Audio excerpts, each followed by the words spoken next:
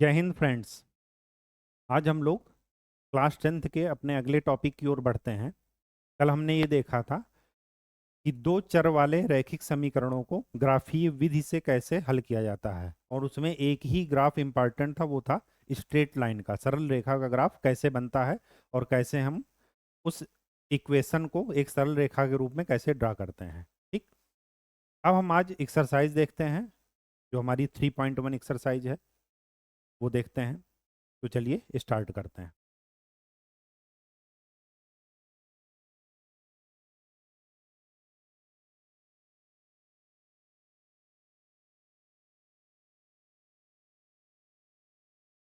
ये हमारी एक्सरसाइज है 3.1। इसमें क्या है, इक्वेशन फर्स्ट। कहीं कोई दिक्कत हो, सॉरी, क्वेश्चन नंबर 1, कहीं कोई दिक्कत हो तो पूछते रहिएगा।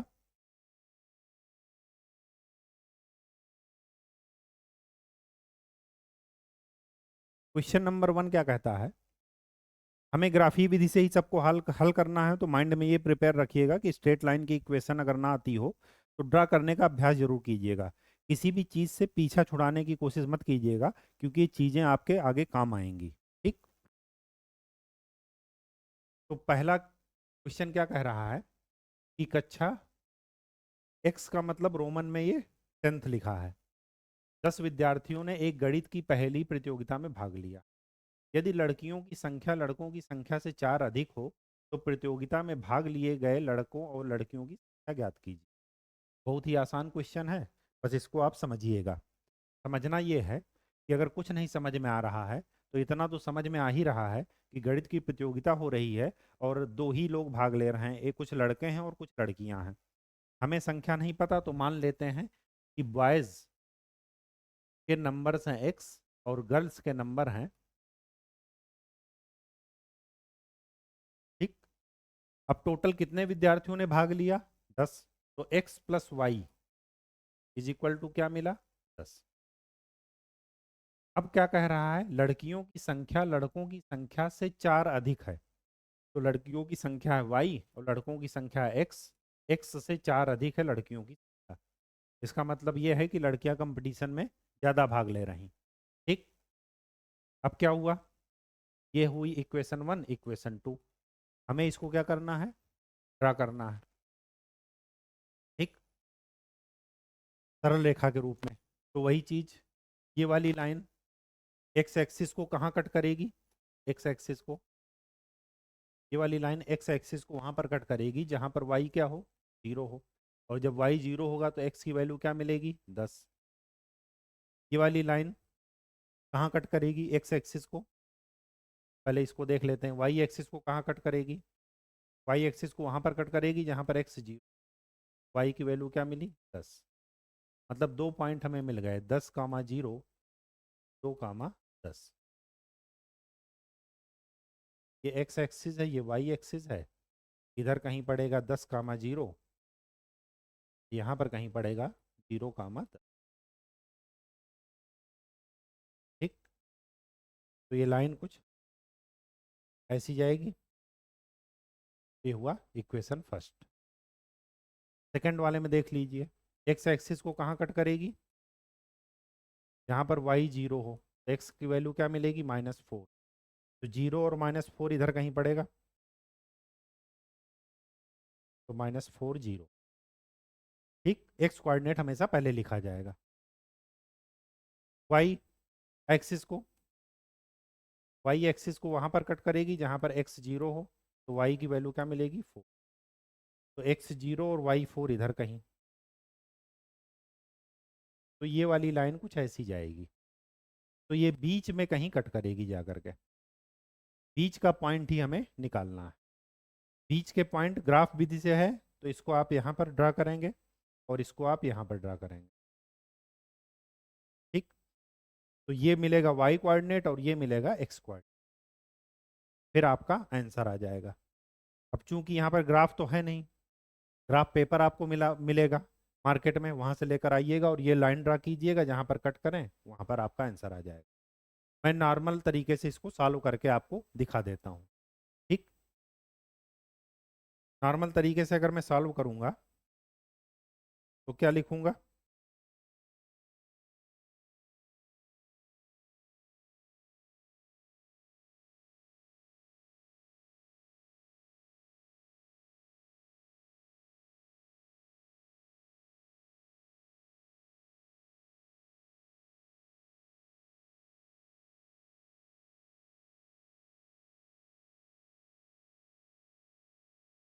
अब देखिए, इतना तो समझ में आ रहा होगा इस ग्राफ से कि जो y की वैल्यू है वो 4 से और 10 के बीच में पड़ेगी।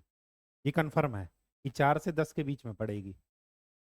और x की वैल्यू 0 से लेकर के 10 के बीच में कहीं पड़ेगी। ठीक, तो हम निकाल कर देख लेते हैं। इसको निकालने का ये तरीका है कि जो y की वैल्यू यहाँ पर है लिखी, वो फर्स्ट इक्वेशन में जाकर पुट कर दीजिए। ग्राफ विधि से आपको ग्राफ मिलेगा तब आप सॉल्व करेंगे, और यहाँ पर अभी हम ऐसे सॉल्व करके देख लेते हैं।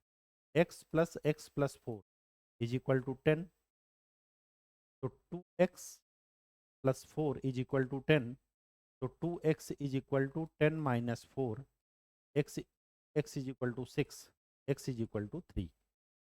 x का मान 3 वहाँ पर कहीं भी किसी भी इक्वेशन में लिख दीजिए, तो y की वैल्यू 7 मिलेगी। यही मैंने आपको बताया था कि y की वैल्यू 4 से लेकर 10 के बीच में मिलेगी, यही आपको दिख भी रहा है। और x की वैल्यू 0 से लेकर 10 के बीच में कहीं पर पड़ेगी। ये इक्वेशन सही है या गलत, आप वहां पर जा करके पुट कर लीजिए और चेक कर लीजिए। अगर दोनों इक्वेशन सेटिस्फाई हो रही हैं, इसका मतलब कि आपका आंसर सही है। कहीं कोई दिक्कत हो तो बताइएगा। ग्राफ पेपर में दिक्कत आ रही हो तो एक बार ग्राफ ला करके और ड्रा कीजिएगा, फिर बताइएगा। वैसे दिक्कत आएगी नहीं। ठीक, चलिए नेक्स्ट क्वेश्चन चलते हैं।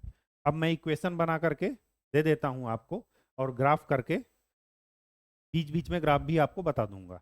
ठीक, सेकंड क्वेश्चन में क्या कह रहा है? 5 पेंसिल और 7 कलमों का मूल्य 50 रुपए है। 7 पेंसिल और 5 कलमों का मूल्य 46 रुपए है। एक पेंसिल और एक कलम का मूल्य बताइए। मान लीजिए पेंसिल का मूल्य x रुपया और कलम का मूल्य मतलब पेन y। 7 कलम है 50, 5 पेंसिल 7 कलम, तो 5x plus 7y is equal to 50। Equation first. 7 pencil plus 5 कलम इज इक्वल टू 46। ये एक्स एक्सिस को कहां पर कट करेगी? पहली इक्वेशन एक्स एक्सिस को जहां पर कट करेगी वहां पर y 0 होगा, तो निकलेगा 10, 0। ये y एक्सिस को कहां पर कट करेगी? जहां पर x 0 हो, तो y की वैल्यू क्या मिलेगी? 0। 50 डिवाइडेड बाई 7, 50 डिवाइडेड बाई 7 का मान क्या आ जाएगा? 7.1 समथिंग। ठीक, इस हिसाब से ड्रा कीजिए। तो ये एक स्ट्रेट लाइन होगी।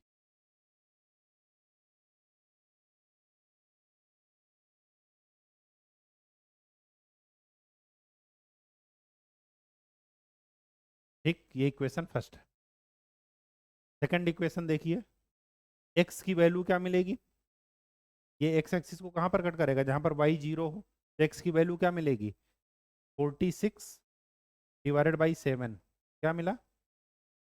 7×6 = 42, मतलब 10 के पहले ही है, यहाँ पर कहीं है। तो ये हो जाएगा 46/7, 0।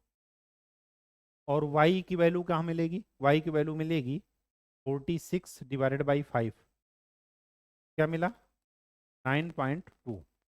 और ये था 7×7 = 49, 7 के आसपास, तो 9 इधर कहीं आएगा, तो 0, 46/5।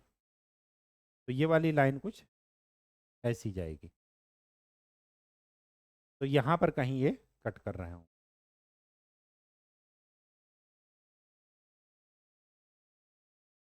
ठीक, तो y की जो वैल्यू निकलेगी वो 50/7 से भी छोटी निकलेगी, मतलब 7 से कम। और जो x की वैल्यू निकलेगी वो क्या हो जाएगी? 6 से कम निकलेगी। ये 46/7 क्या है? 6 पॉइंट समथिंग है, तो ये 6 से कम निकलेगी।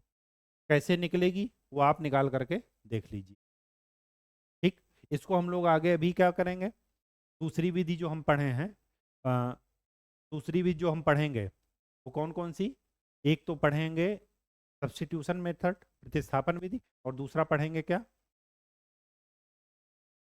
विलोपन विधि, एलिमिनेशन मेथड। तो फिर हम लोग इन इक्वेशंस को सॉल्व कर लेंगे। ठीक है, अभी आप ग्राफ से ड्रा करके सॉल्व कर लीजिए। सेकंड, सेकंड क्या कह रहा है,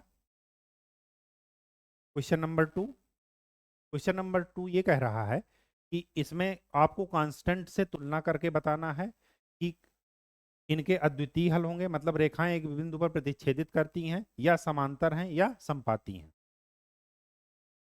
तो पहली इक्वेशन क्या है, ये तो बहुत आसान है, 5x minus 8y plus 8 is equal to 0, 7x plus 6y minus 9 equal to 0।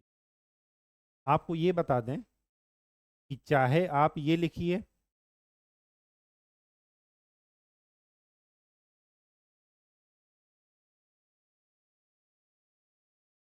या ये लिखिए,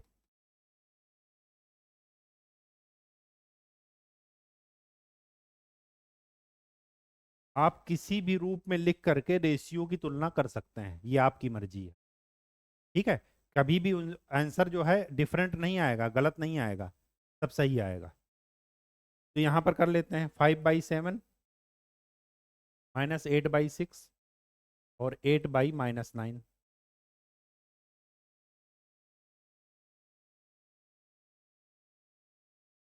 क्या ये कभी इक्वल है, 5/7 4/3 के? कभी नहीं होंगे।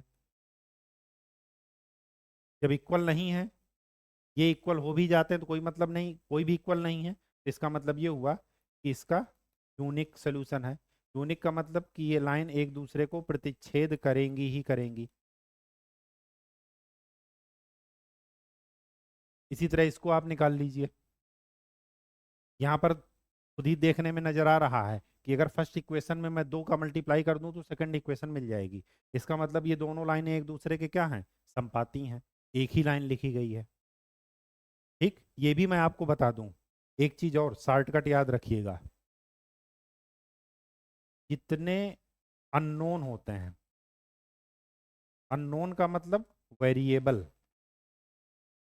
या ये कहिए हिंदी में अचर,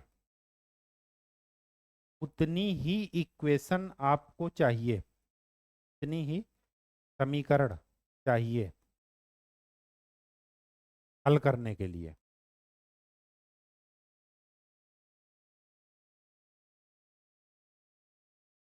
मतलब यूनिक सॉल्यूशन के लिए। अगर एक ही है तो दो कंडीशन है, या तो हल ही नहीं कर सकते या उसके अनंत हल है। तो जब संपाती बन जाती है तो संपाती में एक ही इक्वेशन लिखी है, इसी वजह से उसको कहते हैं कि अनंत हल है। बात समझ में आ गई? चलिए, इसी तरह थर्ड वाले को भी आप कर लीजिए। ठीक, अब यहां पर भी वही चीज, यहां पर बताना है कि सोल्यूशन एग्जिस्ट करेगा या नहीं करेगा।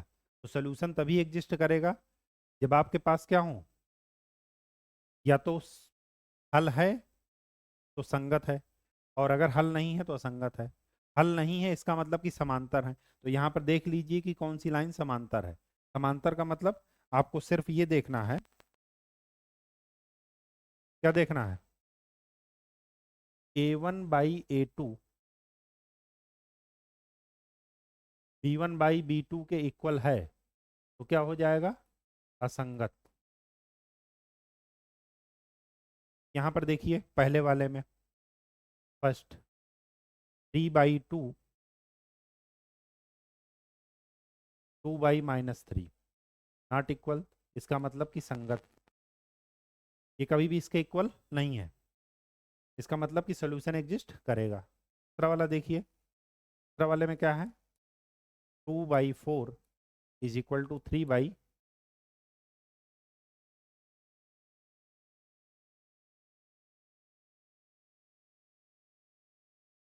-3/-6, और आप पाएंगे कि इक्वल है, इसका मतलब क्या है, असंगत।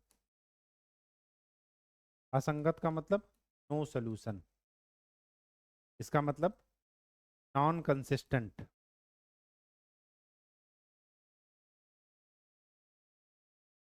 संगत का मतलब कंसिस्टेंट। ठीक, इसी तरह बाकी का भी आप निकाल लीजिए। चलिए, नेक्स्ट टॉपिक क्या कह रहा है आपका? नेक्स्ट क्वेश्चन ये कह रहा है कि निम्न रैखिक समीकरणों के युग्मों में से कौन से युग्म संगत असंगत हैं, यदि संगत हैं तो ग्राफीय विधि से हल ज्ञात कीजिए। तो पहले तो ये जान लीजिए कि संगत है या नहीं। संगत जानने के लिए आपको यही चेक करना है। अगर ये इक्वल है तो असंगत, अगर ये इक्वल नहीं है संगत। तो पहला क्वेश्चन देखिए क्या दिया है, x plus Y is equal to 5, और इसी में 2x plus 2y is equal to क्या दे दिया है, 10। तो क्या हो जाएगा, 1/2, 1/2, और 1/2 1/2 अगर हो गया, साथ में ये भी है 1/2। इसका मतलब ये क्या है, इनफाइनाइट हल।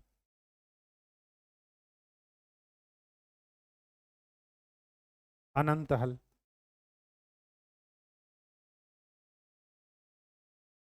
यहाँ पर is not equal to C1/C2 होना चाहिए, तब जा करके असंगत होगा। अगर ये इक्वल ही हो गए तो संगत हो जाएगा।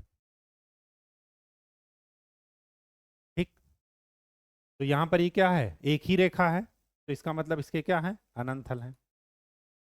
अनंत हल है तो देखेंगे कि ये लाइन क्या जा रही है, x प्लस वाई, मतलब ये लाइन कुछ ऐसी है। इस पॉइंट के कोऑर्डिनेट क्या हो गए, 5, 0, और इसके क्या हो गए, 0, 5। जब एक ही है तो इसका मतलब क्या है, अनंत हल है इसके। ठीक, तो हल A1 B1 वाली कंडीशन आप देख लीजिएगा। सेकंड, सेकंड में आपको कुछ सामने से ही दिख रहा है, ये क्या है, A1/A2 is not equal to B1/B2। और अगर ऐसा है तो इसका मतलब ये हुआ कि इसके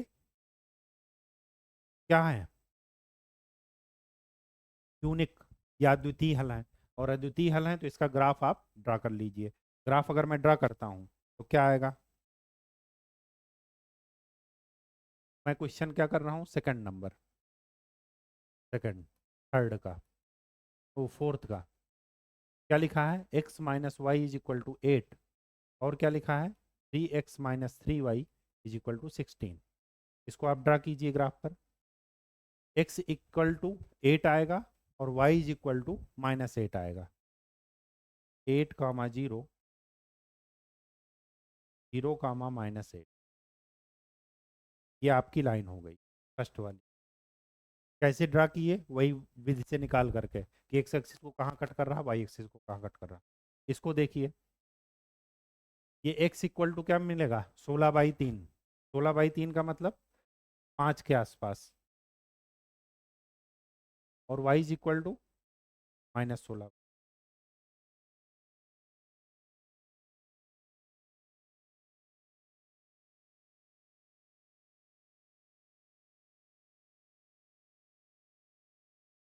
ये क्या कर रहा, 1/3, A1/A2 1/3 पैरेलल है, और जब पैरेलल हैं तो कोई भी सोल्यूशन एग्जिस्ट नहीं करेगा।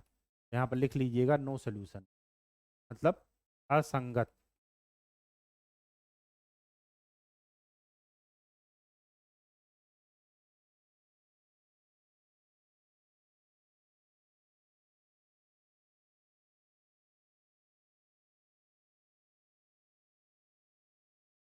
ठीक,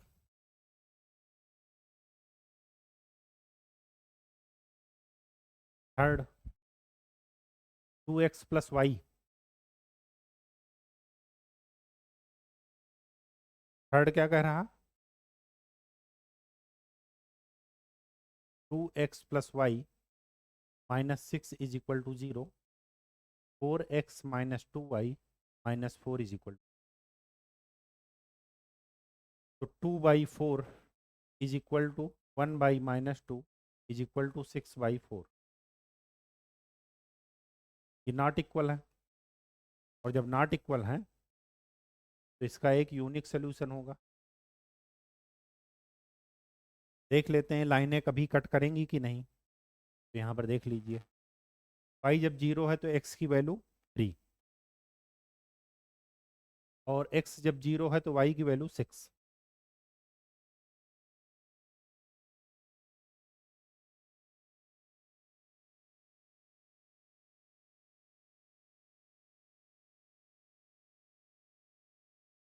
ठीक, तो ये हो गई लाइन 1।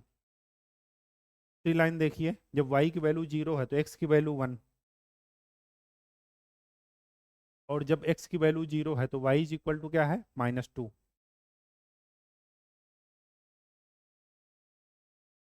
इसको देखने से ही लग रहा है कि ये कहीं ना कहीं कट करेगा। तो जहाँ पर कट कर रहा हो फर्स्ट क्वाड्रेंट में है, मतलब यहाँ पर वैल्यू आपको x और y की दोनों वैल्यू पॉजिटिव मिलेगी। तो आंसर अगर निगेटिव आ रहा हो तो समझ जाइएगा कि गलत है। ठीक है, बात समझ में आ गई। या आप ग्राफी विद से सॉल्व कर लीजिएगा। ठीक है, ग्राफ पर। सिमिलरली फोर्थ क्वेश्चन कर लीजिएगा। फिफ्थ क्वेश्चन में बता देता हूँ। फिफ्थ क्वेश्चन क्या कहता है, एक आयताकार बाग जिसकी लंबाई चौड़ाई से 4 मीटर अधिक है का अर्ध परिमाप 36 मीटर है, बाग की विमाएं ज्ञात कीजिए। ये आयताकार है। आयताकार में आपको आयत का मतलब पता होना चाहिए जिसकी लंबाई और चौड़ाई समान ना हो, और एक चतुर्भुज हो, 4 भुजाएं हो जिसमें, ठीक है, और उनके बीच का एंगल, तो संगत भुजाओं के बीच का एंगल क्या होना चाहिए, 90 डिग्री। ठीक, ये आयत है। इसकी मान लेते हैं लंबाई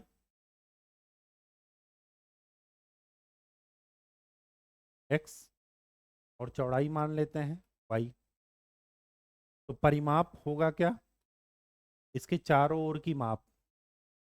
तो परिमाप क्या हो जाएगा,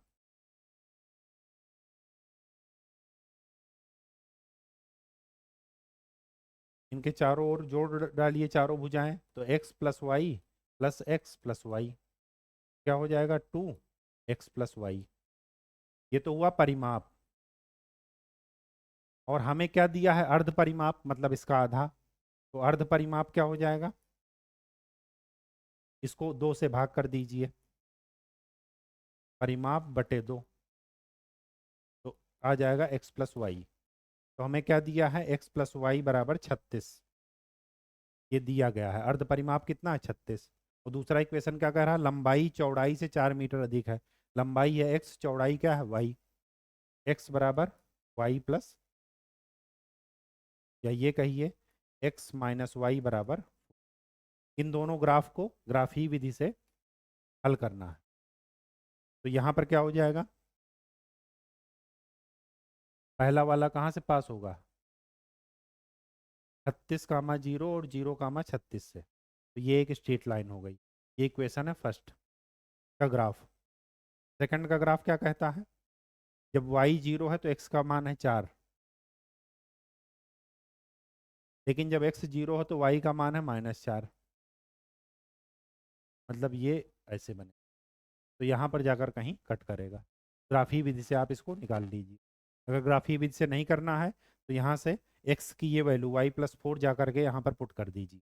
तो क्या मिलेगा, y+4 + y is equal to 36। तो 2y+4 बराबर 36, तो 2y बराबर 32, y बराबर 16। y मिल गया तो x का मान क्या हो जाएगा, 20। और 20 और 16 अगर आंसर है तो ये दोनों इक्वेशन को सेटिस्फाई करेंगे। आप देख लीजिए सेटिस्फाई कर रहे हैं या नहीं। अगर कर रहे हैं तो इसका मतलब कि सही है। ठीक, चलिए 6 नंबर क्वेश्चन। एक रैखिक समीकरण 2x+3y इज इक्वल टू -8, हाँ, -8 इज इक्वल टू 0 दी गई है। दो चरों में एक ऐसी और रैखिक समीकरण लिखिए ताकि प्राप्त युग्म का ज्यामितीय निरूपण जैसा कि प्रतिच्छेद करती रेखाएं हों। क्या कह रहा क्वेश्चन, एक रैखिक समीकरण दिया गया है, दो चरों में एक ऐसी रैखिक समीकरण लिखिए ताकि प्राप्त युग्म का, अच्छा ठीक है,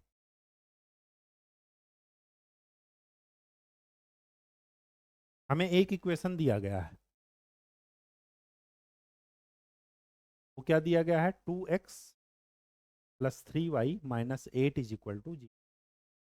दो चरों में एक ऐसी रैखिक समीकरण लिखिए, हमें एक दूसरी समीकरण बताना है, इक्वेशन बताना है कि हम उन दोनों को सपोज मान लेते हैं कि वो रैखिक समीकरण ये है। अब पहले कंडीशन, प्रतिच्छेद करती रेखाएं हों, मतलब इन दोनों में प्रतिच्छेद तब होगा जब यूनिक सोल्यूशन होगा, और यूनिक सोल्यूशन तब होगा जब a1/a2 is not equal to b1/b2 is not equal to c1/c2। अगर ऐसा है तो फिर तो 2/a is not equal to 3/b is not equal to -8/c।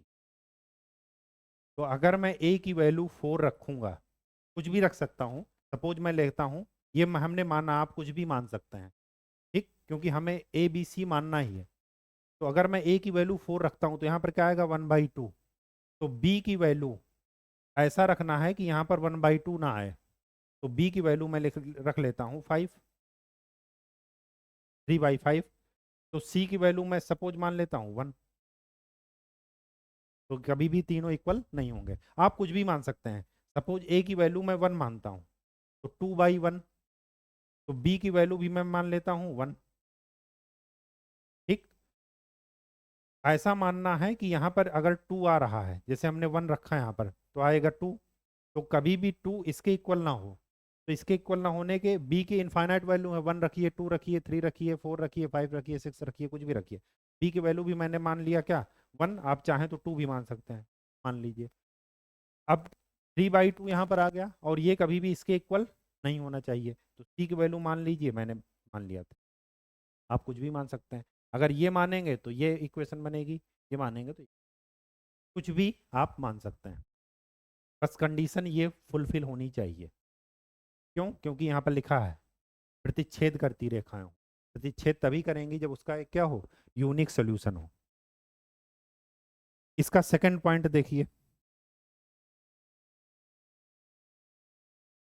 Second point क्या कह रहा, समांतर रेखाएं समांतर कब होंगी,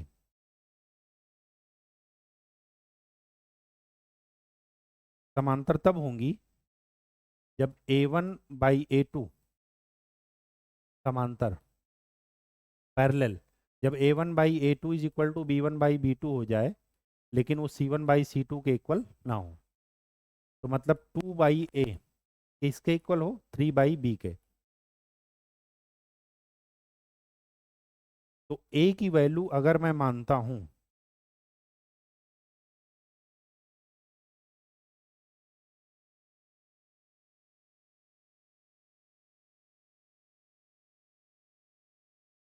ये इक्वल तब होगा, कब होगा, मल्टीप्लाई कर दीजिए, तो 3a is equal to 2b, तो a is equal to 2b/3। तो मान लेते हैं कि b की वैल्यू 1 है, तो a की वैल्यू हो जाएगी 2/3। एक ऑप्शन तो ये हुआ, दूसरा ऑप्शन क्या है, कई ऑप्शन बन सकते हैं। अगर b की वैल्यू मैं 3 मानता हूं तो a की वैल्यू क्या मिलेगी, 2। ठीक, ये कभी भी इसके इक्वल नहीं होना चाहिए, तो c की वैल्यू मैं मान लेता हूँ 1। आप 2 भी मान सकते हैं, 3 भी मान सकते हैं, 4 भी मान सकते हैं, 5 भी मान सकते हैं, कुछ भी मान सकते हैं, जो आपको मानना हो वहाँ पर लिख दीजिए। तो अगर मैं इस वाले को लिखता हूँ, b की वैल्यू 3, a की वैल्यू 2, तो हमारी इक्वेशन क्या बनेगी, 2x plus 3y plus c की वैल्यू मान लेता हूँ 1 इज इक्वल टू 0। इसका कोई सोल्यूशन नहीं होगा, क्यों, क्योंकि ये समांतर रेखा है। समांतर में आपको ये ध्यान रखना है कि इनका जो x अक्ष से झुकाव है, मतलब a1/a2 और b1/b2 को क्या कर देना है, बराबर कर देना। संपाती रेखाएं हो, संपाती रेखाएं का सबसे अच्छा एग्जाम्पल क्या था, बताए थे कि इसमें एक ही इक्वेशन को क्या कर दीजिए, किसी भी कांस्टेंट से मल्टीप्लाई कर दीजिए तो संपाती बन जाएगा। जैसे अगर हमें पहली रेखा का संपाती निकालना है, तो इसको किसी भी कांस्टेंट से मल्टीप्लाई कर दीजिए, 2, 3, 4, 5, 6, जिससे आपका मर्जी हो। तो अगर मैं 2 से मल्टीप्लाई करता हूँ तो क्या लिखूंगा, 4x plus 6y minus 16 is equal to 0। ये हमारा आंसर हो जाएगा। आप चाहें तो 3 भी लिख सकते हैं, चाहें तो 4 से भी मल्टीप्लाई कर सकते हैं, जिससे आपकी मर्जी उससे मल्टीप्लाई कर दीजिए। वो दोनों रेखाएं क्या हो जाएंगी, एक ही हो जाएंगी, संपाती। ठीक। और ये रिलेशन होल्ड करेगा, आप निकाल करके भी देख लीजिएगा। संपाती रेखाओं के अनंत हल होंगे।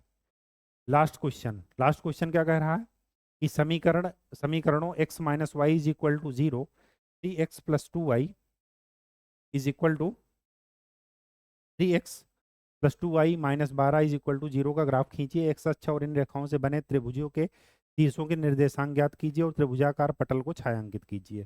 चलिए निकाल लेते हैं। क्या लिखा है, x minus plus Y, X minus Y plus 1 is equal to 0।